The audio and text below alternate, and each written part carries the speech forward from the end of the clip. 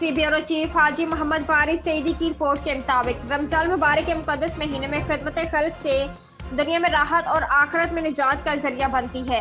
अल खिदमत फाउंडेशन के ज़ेर एहतमाम स्पेशल पर्सन को व्हील चेयर्स की तकसीम के सिलसिला में चेयरमैन उमर नफीस का तकरीब से खिताब। स्पेशल पर्सन माशरे का हिस्सा है, उनके भी हकूक है, उनका ख्याल रखना रियासत के अलावा हर फर्द की जिम्मेदारी है। ये बात राव उमर नफीस चेयरमैन अल खिदमत फाउंडेशन ने रेहान पब्लिक स्कूल मेलसी में स्पेशल पर्सन को ईद के मौके पर व्हील चेयर का तोहफा देने की तकरीब से की। उन्होंने कहा कि अल खिदमत फाउंडेशन मुल्क में जल्जला हो या सैलाब की आफत हो, हर मौके पर सेहत, तालीम और लोगों की मदद के लिए अपना किरदार अदा करती है। इस मौके पर रेहान खान डायरेक्टर स्कूल, सदर मास्टर हाजी मोहम्मद रियाज, मिर्जा लियाकत मुगल और मोहम्मद असलम गुज्जर ने अपने दस्ते मुबारक से व्हील चेयर तकसीम की।